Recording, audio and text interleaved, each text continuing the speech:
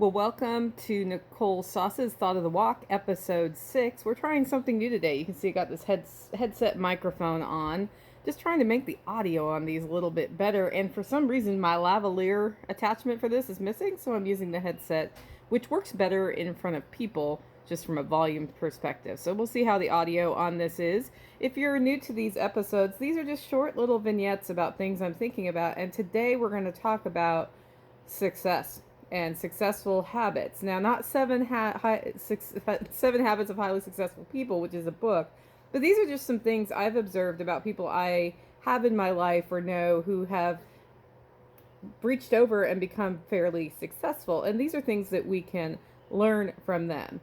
So I'm going to just dive into like 5 things I've observed about people who have built their life in a successful way. Before I do that, though, let's talk about what I mean by success. I mean, it's the kind of person who's financially independent enough that they don't really worry if they're going to, on a whim, go out to eat $150 or $200 meal. They just do it because they have enough in their budget. They have a fairly happy home life and they're living the way they want to live. And most of them, everybody I can think of who has this, does not work for somebody. They work for themselves. Now, that's not necessarily required for success, because I know I've heard that people have jobs and build their lives that way with, time on the weekend to do stuff, are also fairly happy and successful. It's just everybody I can think of that has reached this benchmark is usually in one way or another, whether it be through a side hustle or something else, they are they have that income stream that's separate from their job. Some of them have rentals, some of them have a small business like mine, some of them have a very large business. But all of these people, in order to manage all that stuff, have a couple of things in common. One, we're going to talk about email. Almost everybody I know who is successful has developed a method of managing their emails so that they're able to track and follow up and respond to ongoing incoming email, or they're very clear about they're not going to answer certain emails, and they keep that under control. Occasionally, one of them will slip and get behind and say, "Oh, I'm sorry, this was in spam," or "It took me a long time to get back to this." But basically, they're able to respond and manage the incoming communication traffic they have. And that then spreads over to phone calls and texts and that kind of thing. They give off the appearance of being responsive when they're spending less time being responsive than I do. That's for sure. So, one of the nuts you may want to crack if you're looking to be successful is, how can I be responsive without trading off, all of my time? And I think one of the big things they do is they figure out how to have email communication that ends when they reply. So it's not reply, reply back, reply back, reply back. So as you're managing your email, think about ways to be responsive but end the conversation and deal with the thing so you don't have to keep going back and forth, and then learn how to graciously end those conversations that the other person just isn't ending and they should. Second thing, their cars and their homes are organized.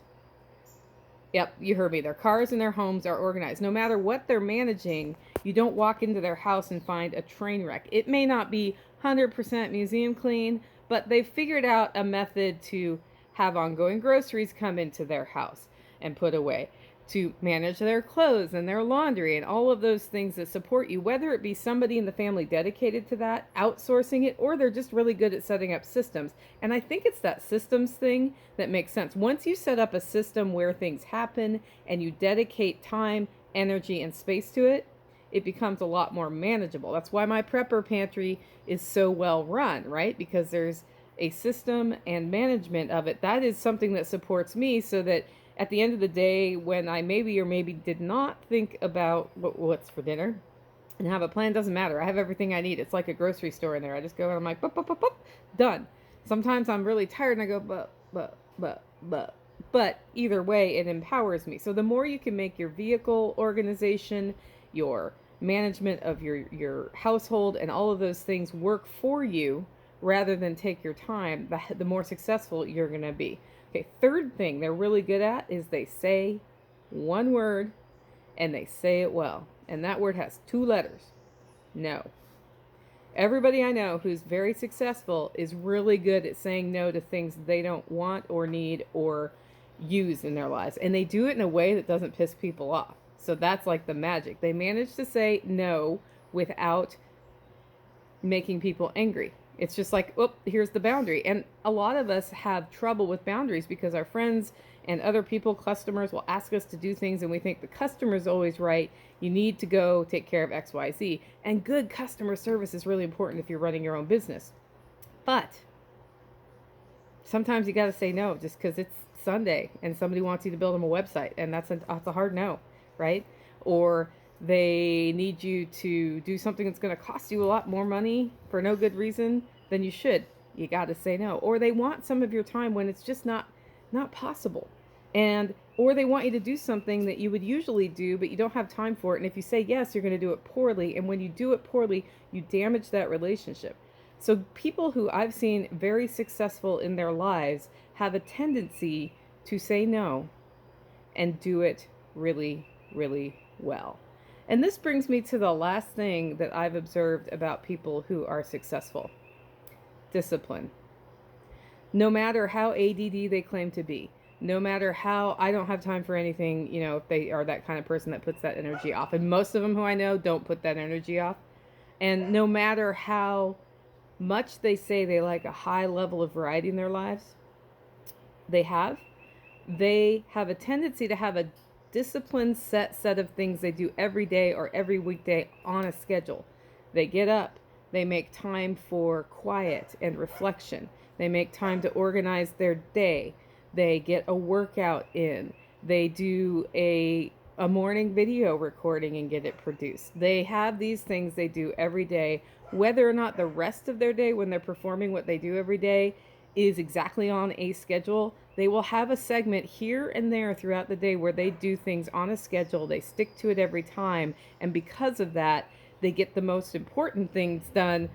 My mic just fell. They get the most important things done versus getting some things done sometimes, and inconsistency. And that consistency does two things. One, it reminds them to keep their priorities in line. And two, it helps them have their head right. And then as unexpected things come up, they're organized, they've gotten time for reflection, they've gotten time for relationships in their lives and honored those. And now they're free to succeed. So I think these are things we can all learn from people who are successful. And I did purposefully leave out the successful people who don't have successful relationships. That's not successful to me, because that does not make a happy life. I hope you've enjoyed this thought of the walk today. If you want to hear a topic in particular, you can get that in by going to my MeWe group. It's Living Free in Tennessee on MeWe. Answer the questions. The second question, you may not know the answer. It doesn't matter. I'm actually asking those questions to make sure you're not some sort of weird spam bot. So make up something fun and get in there. And then pinned to the top of the group is just my MeWe thread for Thoughts of the Walk, and just put in questions or topics you think would be interested to hear about. Guys, if you haven't liked or followed this channel, do that too. And thanks for tuning in. I'll be back on Tuesday with another Thought of the Walk. Make it a great week.